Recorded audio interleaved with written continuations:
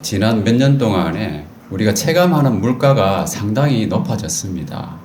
음식값도 오르고요. 교통비도 오르고, 자기 월급만 빼고 다 올랐다고들 하잖아요. 그래서 먹고 살기가 많이 힘들어졌습니다. 그러다 보니까 지갑을 닫고 뭘 하나 사더라도 최대한 가성비를 따져서 구매하는 추세입니다.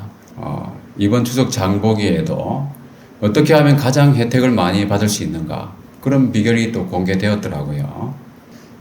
예를 들면은 마트에서는 농축산물 자동 할인을 해준다고 하고, 그리고 전통시장에 가면은 온누리 상품권을 환급해준다고 합니다. 그래서 그렇게 조합을 해서 하면은 최대 혜택이라고 하는데, 물가가 많이 오르다 보니까 사람들이 이것저것 경제적인 것들을 많이 고려하는 거죠. 그런데 아무리 물가가 올라서 먹고 살기가 힘들다고 하더라도 과연 오늘 본문의 앞부분에 나오는 열왕기하 6장의 상황과 견줄 수 있겠습니까? 6장 24절 말씀부터 보면은 아람 왕이 군대를 이끌고 와서 사마리아를 포위했습니다. 그랬더니 사마리아 성중이 크게 굶주리게 된 것이죠. 그래서 나귀머리 하나에 은 80세겔, 비둘기똥 4분의 1갑에 은 5세겔이라고 했습니다. 자, 여기서 한 세겔이라고 하는 말은 노동자의 4일 임금에 해당되거든요. 그러니까 80세겔이란 말은 320일 정도의 임금이잖아요. 1년에서 공휴일을 빼고 나면은 1년치가 넘는 임금이에요. 그러니까 연봉에 해당하는 그 액수죠. 요즘 시세로 최저임금 기준으로 한다면은 한 2,500만 원에서 3,000만 원 가까이 되는 시세라는 겁니다. 나귀 머리가 뭐길래 그렇게 비싼가? 그 나귀는요, 이스라엘에서는 부정한 동물로 여겨졌기 때문에 식용으로는 사용하지 않았습니다. 거의.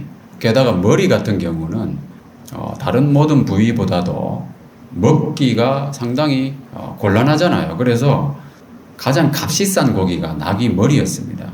그런데 나귀 머리 하나에 연봉이 넘는 가격으로 거래될 정도로 그 물가가 천정부지로 치솟았다는 거죠. 그죠? 그 정도로 사마리아 성 안은 참담한 상태였다는 겁니다. 그러나 무엇보다도 심각한 것은 먹을 것이 없다 보니까 자기 자식을 잡아먹었다는 거죠. 극도의 비참한 상태까지 간 북이스라엘, 인간으로서 도저히 할 수 없는 짓들을 서슴지 않았거죠. 굶주리다 보니까. 다윗 시대 그리고 솔로몬 시대에는 얼마나 영광스러운 그 이스라엘이었습니까? 그러나 지금은 그렇지 않다는 거죠. 그 영광스럽던 이스라엘이 왜 이렇게 되었는가? 왜 이렇게 되었을까요? 그것은 하나님의 말씀에 불순종한 결과로서 하나님의 징벌이었습니다. 이와 같은 일에 대해서 약 600년 전에 모세가 이미 경고한 바가 있습니다. 레위기 말씀을 보면은 하나님의 말씀에 불순종하고 대항을 하게 되면 어떤 벌을 하나님이 내릴 것인가에 대해서 명확하게 말씀하고 있죠. 너희가 아들의 살을 먹을 것이요 딸의 살을 먹을 것이다. 그런데 이런 일은 북이스라엘뿐만 아니라 나중에 한 200여 년 후에 남왕국 유다가 멸망할 때도 있었고요. 요세푸스의 증언에 의하면 AD 70년에 예루살렘이 로마군에 의해서 짓밟힐 때 그때도 이런 일이 일어났다는 거예요. 그러니까 모세율법에 기록된 대로 그 하나님 말씀대로 그대로 된 거예요. 그럼에도 불구하고 이 사람들은 뭡니까? 그 경고의 말씀에 주의를 기울이지 않는 거죠. 그리고 선지자들이 전한 하나님의 말씀을 믿지 않았습니다. 이런 일이 계속 반복되는 거예요. 그러니까 이 북이스라엘도 하나님의 징벌로 인해서 사마리아 성이 함락만 되지 않았지 더 나빠질 수도 없을 정도로 비참한 상태였습니다. 마지막까지 간 것이죠. 그래도 그들은 여호와 하나님께 돌아오지 않았습니다. 그런데 놀라운 것은 이렇게까지 하나님을 배반하고 회개할 줄 모르는 사람들에게 하나님께서는 극적으로 구원을 베푸셨다는 거죠. 그 참혹한 사마리아 성에 아름다운 소식이 있는 날을 선포하신 겁니다. 정말로 크고 놀라운 사랑이 아닐 수 없습니다. 그렇게 배반하고 하나님을 외면하고 멸시하고 무시하고요. 우상을 숭배하고 그러는데 하나님은 크고 놀라운 구원을 베푸셨다는 거예요. 정말 이 사건을 보면은 하나님이 베푸신 크고 신기하고 놀라운 구원인데요. 어떠한 특징이 있는가를 살펴보도록 하겠습니다. 우선 죽음의 문턱에서 이루시는 극적인 구원이라는 겁니다. 이 당시에 이스라엘의 상황은요, 본문의 13절에 나오는 말씀처럼 멸망한 상태와 다름이 없었어요. 한 나라로서의 이스라엘의 운명은 말 그대로 멸망한 것이나 다름이 없는 죽음의 상태였다는 거예요. 그 죽음의 문턱에서 멸망한 것 같은 그 상태에서 이스라엘 왕은 하나님을 찾아갔습니다. 이게 참 중요한 포인트예요. 문제 해결을 위해서 하나님의 사람을 찾아갔다는 거예요. 이것이 바로 그 전임자였던 아하시야 왕과는 대조적인 것입니다. 아하시야 왕은 어땠냐 하면은 자기가 다락 난간에서 떨어져 가지고 병이 들었습니다. 그때 그는 누구에게 사람을 보냈냐 하면은 여호와 하나님은 아예 그들도 보지도 않고요, 무시하고 바알세부에게 사람을 보냈습니다. 그때 하나님은 어떻게 말씀하셨냐 하면은 이스라엘에 하나님이 없어서 너희가 에그론의 바알세부에게 물으러 가느냐, 이렇게 말씀하셨죠. 그런데 아하시야 왕은 이렇게 엘리야가 전했던 그 하나님의 말씀도 무시했죠. 그러면서 엘리야를 잡으러 군대를 보냈습니다. 그러다가 불의 심판을 피할 수가 없었다는 거죠. 아무튼 이게 바로 여호람 왕과 아하시야 왕의 차이점이죠. 아하시야 왕은 하나님을 그들도 보지도 않았어요. 그러나 여호람 왕은 이 재앙이 하나님께로부터 왔기 때문에 그 하나님의 사람, 선지자, 그 사람을 원망하고 격분해가지고 그 사람을 죽이려고 사람을 보낸 거예요. 하나님을 찾은 동기가 온전치는 못했죠.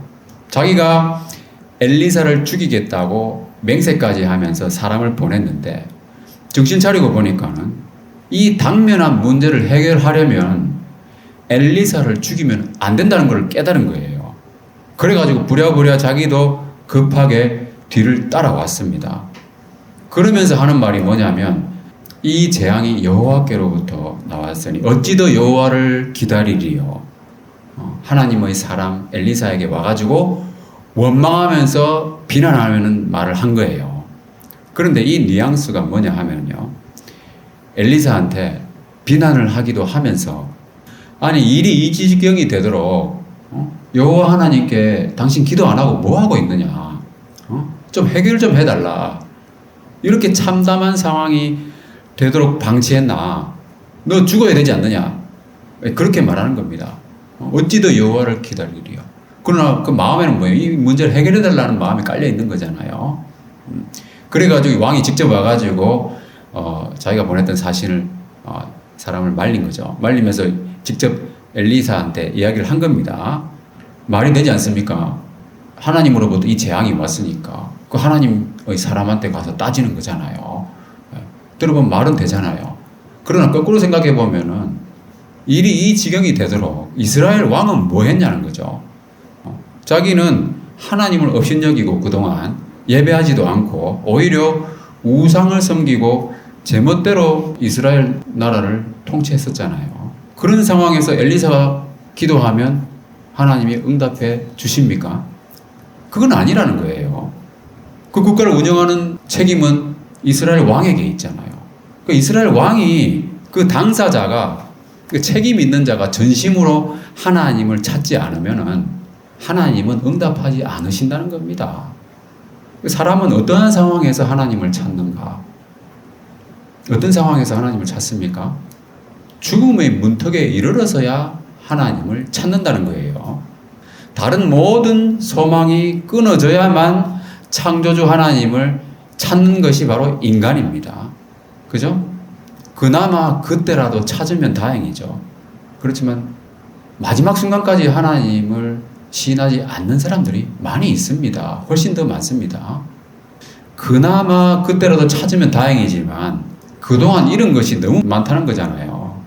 그래서 이렇게 참담한 상황을 겪는 것이죠. 어떻습니까, 여러분? 평소에 하나님을 찾고 하나님을 경외하는 생활을 했다면 얼마나 좋았겠어요? 그러면 이 많은 손실을 경험하지 않아도 되잖아요. 그러나 대부분의 사람들은 그렇지 않습니다. 그게 바로 인간의 어리석음이죠. 벗어날 수가 없는 거예요. 소수의 사람들만 평소에 올바른 신앙생활을 하잖아요. 그죠? 이스라엘 왕도 거의 멸망 상태까지 죽음의 문턱에 이르러서야 하나님을 찾았습니다. 동기가 온전치는 않았지만은 그래도 이것을 보시고 하나님은 긍휼을 베푸신 거예요. 정말 멋진 하나님 아니십니까? 그죠? 그리고 이 죽음의 문턱에 있던 사람들이 그들의 살기 위한 몸부림이 있었어요. 그런데 그 살기 위한 몸부림을 하나님께서는 절묘하게 섭리하셨다는 거예요. 그러면서 극적인 구원을 이루셨어요. 예를 들어서 나병 환자와 아람 군대를 살펴보면요. 나병 환자 4사람이 서로 말하는 내용이 우리가 여기 있으면 어차피 죽을 거 아니냐. 그 성읍에 들어가면 거긴 어차피 먹을 거 아무것도 없는데 거기 가도 죽고 여기 있어도 죽고 그 우리가 어떻게 할 거냐. 아람 군대 우리 항복하자. 그들이 죽이면 여기서 죽으나 거기서 죽으나 똑같지 않느냐. 그 얘기하는 거예요. 근데 만약에 그들이 살리면 우리는 살 수 있지 않느냐. 예? 그 마지막 시도라도 해보고 죽자는 거예요.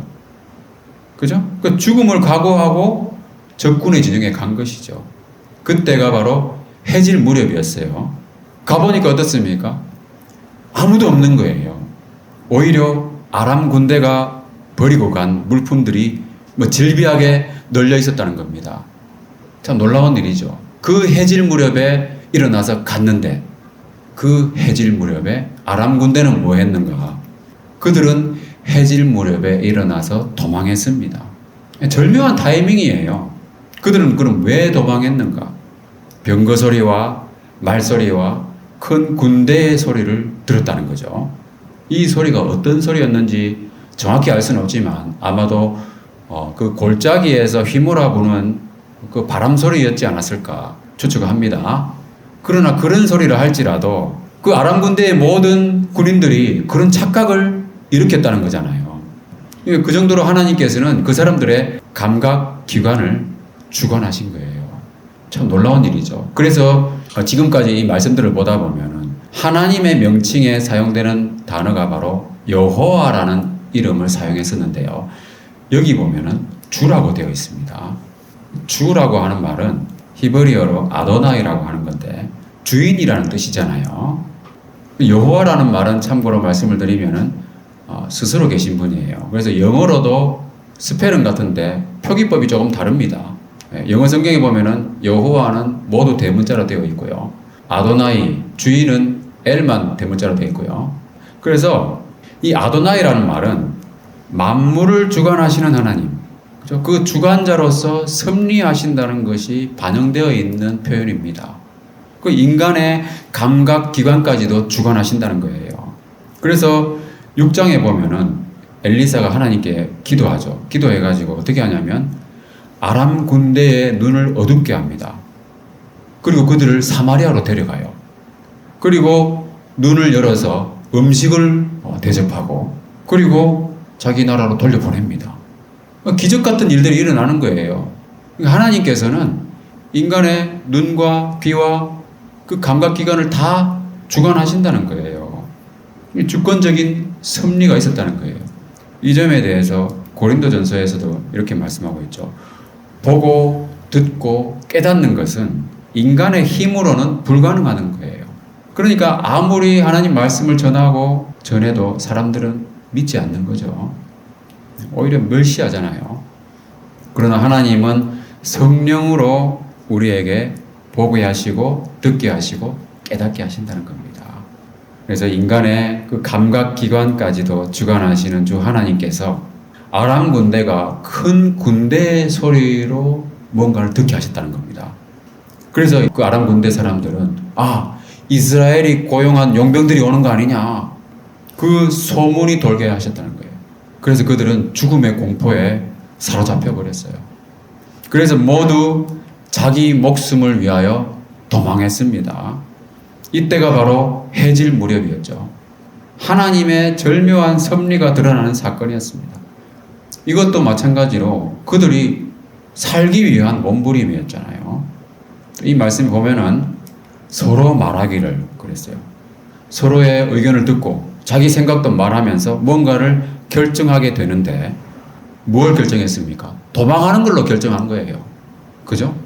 의기투합해서 싸우자 이게 아니고 야 우리 그 동맹군들 용병들 대항할 힘 없잖아. 도망하자.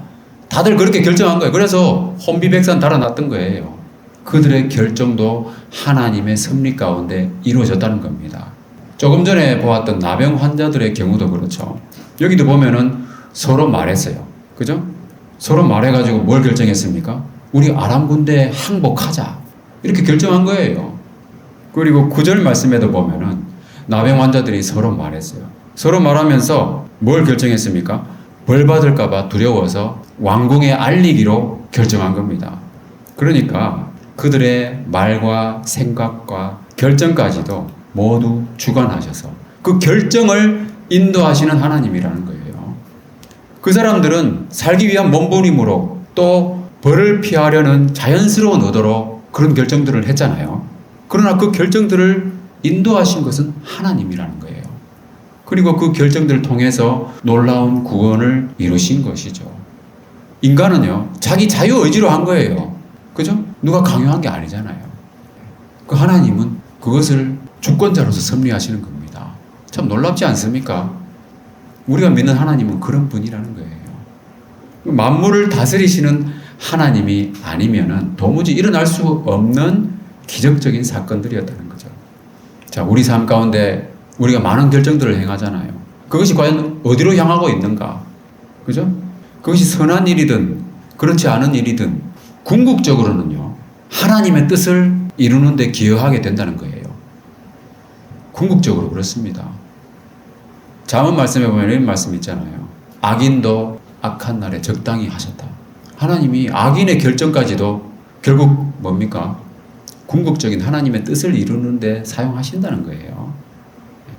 자, 궁극적으로 하나님의 뜻을 이루게 된다면 우리는 우리 삶 가운데 우리 생활 속에서 크고 작은 많은 결정들에 있어서 어떤 결정들을 해야 될 것인가? 하나님의 나라와 뜻을 구하는 방향으로 결정하는 것이 우리의 짧은 인생을 더 의미 있게 사는 비결이죠. 명절 연휴에도 이렇게 함께 예배 드리는 것을 결정하신 여러분께 하늘의 복이 임하기를 축원합니다. 두 번째로 이 아름다운 소식이 있는 날, 그 크고 놀라운 하나님의 구원은요, 아무도 귀히 여기지 않는 무가치한 존재를 구원의 도구로 사용하셨다는 거예요. 오늘 본문에 나오는 이스라엘 사람들이 아람 군대를 노략한 그 결정적인 사건은 어디서 비롯되었는가? 바로 성문 어귀에 있던 나병 환자들을 통해서 이루어진 것이었습니다. 여러분, 나병 환자들은 어떤 사람들이었습니까? 옛날에는 비하하는 말로 문둥이라고 그랬잖아요. 그죠? 많이들 아시겠지만은 이들은 일반인들과 함께 살 수 없는 존재였어요. 특히 이스라엘 사회에서는 나병 환자가 되었다는 말은 그 개인의 죄에 대한 하나님의 형벌로 간주되었습니다. 그래서 성 밖으로 추방되었고요. 하나님의 백성의 구성원으로 인정받지도 못했습니다. 그래서 그들은 그 난치병으로 인한 육체적인 고통, 그뿐만이 아니라 정신적인 고통을 받은 거예요. 사람들로부터 냉대를 받고 천시를 받고 그러다 보니까 정신적인 고통에도 시달리는 거예요. 무가치한 존재로 스스로를 그렇게 바라볼 수밖에 없는 거예요. 그리고 이들이 성문 어귀에 있었다고 그랬잖아요. 이 사람들은 정상적인 직업을 가질 수도 없었기 때문에 성문을 오가는 사람들에게 구걸을 하거나 또는 성 안에 있는 친지들이 가져오는 음식을 먹을 수밖에 없는 그런 것을 공급받기 위해서 성문 어귀에 있었다는 겁니다. 그렇게 무가치한 존재로 여겨지는 사람들을 하나님은 구원의 도구로 사용하셨다는 사실이죠. 놀라운 사건이지 않습니까? 여기서 한 가지 주목할 점은요, 이 나병 환자들이 아람 진영을 노략하면서 처음에는 사마리아 성 안에 있는 자기 동족들, 굶주려서 죽어가는 동족들에 대해서는 아무 생각이 없었어요. 자기들이 살기 위해서 항복하러 갔었잖아요. 그러다 보니까 널려있는 음식들을 먹다 보니까 배가 불렀어요. 그리고 배부르고 나니까는 다른 게 보이잖아요. 전리품이 눈에 들어오는 거예요. 근데 그것을 확보해가지고 감추기에 바빴습니다. 그런데 그렇게 하다 보니까 정신을 차린 거죠. 아, 우리는 이렇게 해서는 안 되겠다. 이렇게 해서는 아니 되겠도다. 자신들의 행위를 돌아보고 반성할 줄 알았다는 겁니다. 자신을 돌아볼 줄 아는 나병 환자들이었다는 거죠. 바로 이 점이 하나님께서 그들을 택하시고 구원의 도구로 사용하신 이유라고 볼 수 있습니다. 지금도 그렇습니다. 지금도 하나님은 이러한 구원의 원리를 그대로 적용하신다는 거죠. 자기를 돌아볼 줄 알아야 되는 거예요, 항상. 그런데 사람은 어떻습니까? 사람의 눈은 항상 바깥을 향해 있잖아요. 그러니까 육체의 눈으로는 자기 이외의 것밖에는 볼 수가 없는 거예요. 자기를 보려면 어떻게 해야 됩니까? 거울을 통해서만 가능하다는 거죠. 거울이 없다면 어떻게 해야 됩니까? 나를 살펴본 다른 사람들의 말에 귀를 기울여야 되는 거죠. 그렇게 해야 알 수 있는 거잖아요. 내 얼굴에 뭔가 묻었을 때 누가 말해주지 않으면 모르잖아요. 그죠? 그래서 다른 사람들의 말을 잘 듣는 것이 지혜로운 겁니다. 야고보서 1장 19절 말씀 읽어보겠습니다. 시작. 내 사랑하는 형제들아 너희가 알지니 사람마다 듣기는 속히하고 말하기는 더디하며 성내기도 더디하라. 그렇지만 그런 외형적인 것 말고 자기 생각이나 혼자 있을 때의 자기의 행위 그런 것들은 누가 말해줄 수가 없잖아요. 그죠? 그 내면을 비추는 거울이 필요한 겁니다. 그게 뭡니까? 그게 바로 하나님의 말씀이죠. 야고보서 1장 23절 25절을 보면요. 하나님의 말씀을 거울에 대비해서 설명하고 있습니다.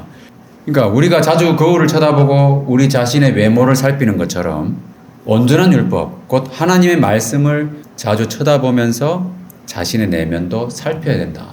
이 말씀이에요. 그러면 하나님께서는 그런 사람을 통해서 구원의 놀라운 일들을 이루신다는 거예요. 자, 내면의 거울은 하나님의 말씀이라는 사실을 우리 기억하고 말씀을 실천하는 생활을 해야 되겠죠. 그러기 위해서 매일 갖는 경건의 시간을 충실히 가지는 것이 중요합니다. 자, 그리고 오늘 본문의 13절과 14절 말씀을 보면요. 아직 성중에 남아있는 말 5마리와 병거 2이 있었어요. 자, 이것은 사마리아 성을 포위하고 있는 그 군대에 비하면 너무나도 초라한 전투력이잖아요. 이것이 바로 이스라엘의 전투력의 현주소입니다. 그것이 이번 전쟁에서 무슨 의미가 있겠습니까? 그러나 신하 중 한 사람의 말대로 멸망한 온 무리와 같은 이 적은 말 5마리하고 병거 2를 마지막으로 정탐하러 가라 하면서 보낸 거예요. 아무것도 아닌 남아있는 말 5마리와 병거 2를 통해서 하나님은 구원을 이루셨다는 거죠. 아무것도 아닌 것들이지만 하나님이 쓰시면은 놀라운 구원의 도구로 사용된다는 거죠. 자, 말 5마리와 병거 2입니다. 뭔가 연상되는 숫자가 있지 않습니까? 예, 5개와 2개잖아요. 그죠? 예수님이 행하신 오병이어. 그죠? 그 기적입니다. 보리떡 5개와 물고기 2마리로 5,000명을 먹이신 사건. 그때 보리떡 이 5개와 물고기 2마리는 그 많은 사람에게 아무것도 아닌 거잖아요. 그 숫자는 그냥 정말 아무것도 아닌 숫자에 불과한 겁니다. 그러나 그것을 예수님께서 받아서 사용하셨을 때는 여자와 어린이 외에 5,000명이 먹었다고 했습니다.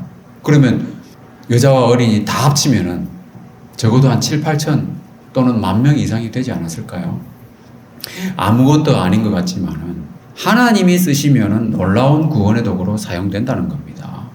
우리 교회도 적은 인원으로 예배하고 있습니다만은 인원의 많고 적음을 떠나서 하나님께서 쓰시는 도구가 되느냐 아니냐의 문제죠.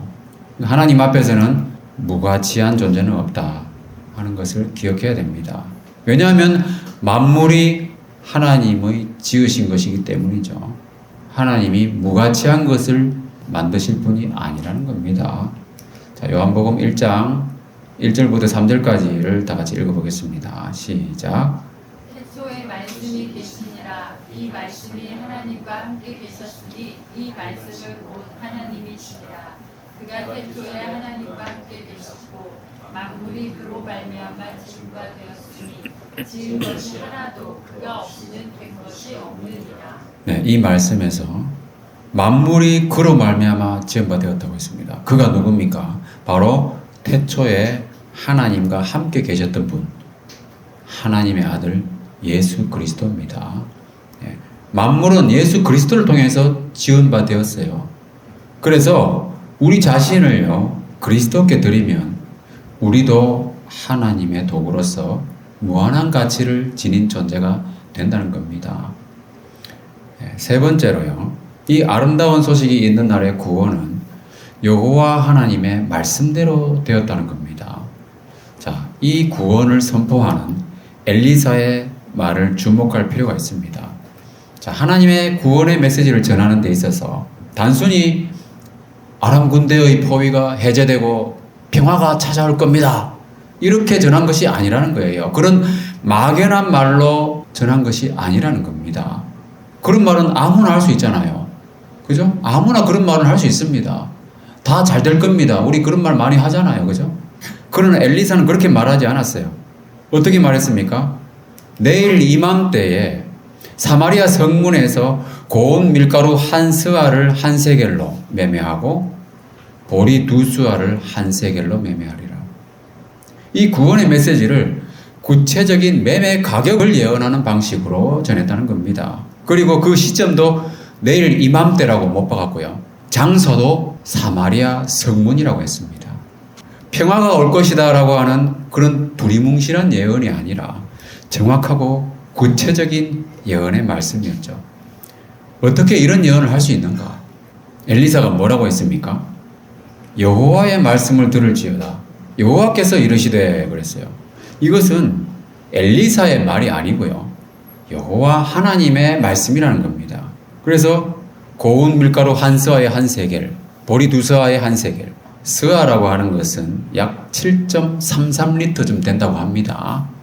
그리고 이 고운 밀가루라고 하는 것은 궁중의 음식 재료로 쓰이거나 귀한 손님을 대접할 때 쓰는 그런 음식 재료였어요. 아주 귀한 것이었어요. 그런데 한 세겔이니까 4일 임금에 해당되는 거잖아요. 그 하찮은 나귀 머리 하나에 80세겔 하던 그 물가가 그렇게 갑자기 떨어질 수 있는가? 어떻습니까, 여러분? 아람 군대가 포위를 풀고 물러난다 하더라도 그게 가능한 얘기겠어요? 전쟁이 끝나고 평화가 찾아온다 하더라도, 그죠? 그 천정부지의 물가가 그렇게 안정이 되려면은 적어도 몇 달 아니면 몇 년은 걸릴 것이라는 것이 합리적인 생각이죠. 그러나 하나님의 말씀은 인간의 그 합리적인 생각의 지배를 받지 않는다는 겁니다. 인간의 이성을 초월하는 하나님의 말씀이라는 거예요. 하나님의 말씀으로 되었다고 하는 것은 어떻게 그럴 수 있는가? 인간의 이성에 갇혀 있는 사람은 도무지 믿을 수 없는 말씀이에요. 자, 여기 나오는 한 장관이 그런 사람이죠. 이스라엘 왕이 가장 신임하던 사람이었죠. 그러니까 얼마나 합리적이고 똑똑한 사람이었겠습니까? 그가 들을 때 엘리사가 전한 하나님의 말씀은 불가능한 예언이었어요. 어떻게 그럴 수 있는가? 아무리 생각해도 그거는 있을 수 없는 일이라는 거예요. 자기 나름대로 논리적이고 합리적인 판단으로 그래서 한마디 한 거죠. 뭐라고 했습니까? 여호와께서 하늘에 창을 내신들 어찌 이런 일이 있으리요? 그죠?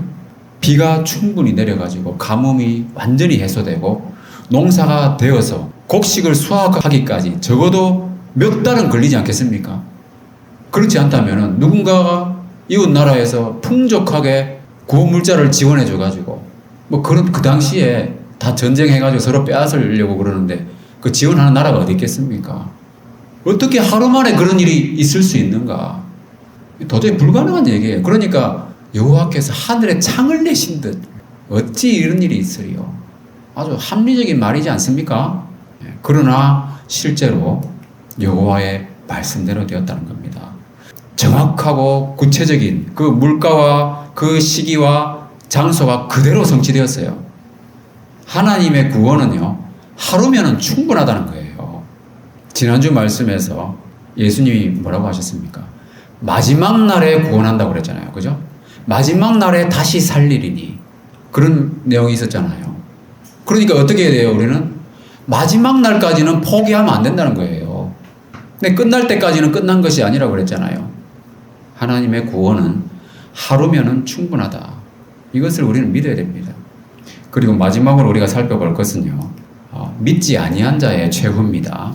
자, 하나님의 말씀을 믿지 않고 그 나름대로 합리적이고 이성적인 반론을 제기한 그 장관은 어떻게 됐습니까? 이스라엘 왕이 정찰병의 소식을 확인하고서 백성들의 그 출입을 통제하기 위해서 자기가 가장 신임하던 그 신하, 그 장관을 성문에다가 배치했습니다. 백성들의 출입을 원활하게 그래도 통제해야 되니까, 그죠? 왕은 나름대로 올바른 결정을 한 거잖아요. 왕의 입장에서는. 자기가 가장 신임하는 사람을 배치해가지고. 그런데 워낙 그 세계에 밀려드는 그 굶주린 사람들의 힘을 이길 수 있겠습니까? 밟혀서 비참하게 죽음을 당하게 됐다는 겁니다. 그런데 이 사건도 하나님의 사람의 말대로 죽었다는 거예요. 하나님의 말씀을 무시하고 믿지 아니하면 이와 같이 비참한 최후를 당하게 된다는 겁니다. 그때 엘리사가 뭐라고 했습니까? 내가 내 눈으로 보리라. 그러나 그것을 먹지는 못하리라. 이렇게 말한 거예요. 상당히 아리송한 말이잖아요. 그죠? 수수께끼 같은 말이에요. 그러니까 이 말이 그 장관의 머릿속에 계속 맴도는 거예요. 이 도대체 무슨 뜻이지? 보기는 보는데 먹지는 못한다는 게 무슨 뜻이지? 하루 종일 그 생각하지 않았겠어요? 잘 때도 생각나고. 왜냐하면 하나님의 사람의 말이었으니까. 그런데 자기가 성문에 배치돼 가지고 성문에서 거래가 이루어지는 것을 자기가 봤잖아요. 얼마나 놀랐겠어요? 엘리사가 말한 대로 되었네? 깜짝 놀랐겠죠. 근데 갑자기 밀려오는 그 군정들의 그 힘을 이기지 못하고 자기가 밟혀서 죽어갈 때 어떤 생각이 들었겠어요? 내 눈으로 보리라. 그러나 그것을 먹지는 못하리라는 말씀이 그 머릿속에 메아리 치지 않았겠습니까? 가장 비참한 게 이런 거예요. 눈으로 볼 수는 있어도 입으로 맛볼 수는 없다는 거. 중요한 것은 이것도 하나님의 말씀대로 된다는 겁니다. 이것은 복음을 믿지 않는 사람에게도 그대로 적용되는 이 무서운 말씀이에요. 천국의 영광과 기쁨도 그렇다는 겁니다. 자, 예수님을 믿으면은 우리가 죄 용서를 받고 영원한 생명을 얻는다고 했어요. 이것을 우리나라에서 못 들어본 사람은 많지 않을 거예요. 그죠? 이것은 하나님의 말씀이기 때문에 반드시 이루어집니다. 그러나 그것을 믿지 않는 자에게는 어떻게 되는가? 그 영생의 복을 볼 수는 있어도 맛볼 수는 없다는 거예요. 그게 무슨 말입니까? 누가복음 6장에 보면은 부자와 거지 나사로의 비유가 나오는데요. 이 부자와 거지가 죽어서 부자는 지옥에 들어가고요. 나사로는 죽어서 천국에 갔습니다. 그런데 부자는요, 거지 나사로가 천국에서 안식하면서 위로를 받고 평안하게 아브라함의 품에 안겨 있는 모습을 봤다는 거예요. 그러나 자기는 뭡니까? 자기는 지옥의 불꽃 가운데서 괴로워하고 있었어요. 이것이 예수님 말씀이에요. 이것이 바로 믿지 아니하는 자의 운명입니다. 말씀 그대로 된다는 거예요. 그래서 우리는 어떻게 해야 될까요? 하나님 말씀을 믿고 삶에 적용하고 전하며 살아가는데 더욱 힘써야 되겠죠. 말씀 마무리하겠습니다. 자, 오늘은 아름다운 소식이 있는 날입니다. 추석 연휴가 되어서 제가 여러 가지 떡을 좀 준비했습니다. 송편, 떡이 있고요. 이렇게 다양한 과자들도 있습니다. 전도 좀 준비했고요. 자, 차린 것은 없지만 맛있게 드십시오. 잘 드셨습니까? 우리 속담에 있는 것처럼 그림의 떡이에요. 그죠? 눈에 보이지만 실제로 취할 수 없다는 겁니다. 자, 좋은 소식이 있는 날. 그 진짜 좋은 소식은 뭐겠습니까? 바로 우리의 구원에 관한 소식입니다. 하나님이 우리를 위해서 예비하신 복은요, 우리의 생각과 상상을 초월하는 놀라운 것들입니다. 위로와 기쁨과 즐거움이 넘치는 하늘의 영광이고요. 부활의 영원한 생명이에요. 그것은 빈부 귀천을 떠나서 모든 믿는 자에게 차별 없이 주어지는 하나님의 약속이에요. 하나님은 결코 시건하지 않으시는 분이에요. 말씀 그대로 이루어지는 거예요. 그러나 아무리 좋은 소식도 믿지 않는 자에게는 아무 의미가 없는 거예요. 오히려 그것은 경고의 말씀이고요. 그림의 떡인 거예요. 볼 수는 있어도 맛볼 수는 없는 거예요. 이만큼 비참한 것이 어디 있습니까? 수도 없이 듣고 충분히 듣고 그래도 믿지 않고요. 죽음의 문턱까지 가서도 믿지 않는다면 어쩔 수 없는 겁니다. 그죠? 결국은 어떻게 해야 됩니까? 믿지 않는 자는 그 믿지 않는 자의 최후를 받아들여야 되는 거예요. 그러나 여기 계신 저와 여러분은 그렇지 않을 것을 믿습니다. 시편 말씀 마지막 말씀 읽어보겠습니다. 시작. 너희는 여호와의 선하심을 맛보아 알지어다. 그의 피하는 것은 네, 이 말씀처럼 우리는 하나님의 말씀을 믿고 살면서 여호와의 선하심을 맛보아 아는 그런 복을 누릴 겁니다. 그죠?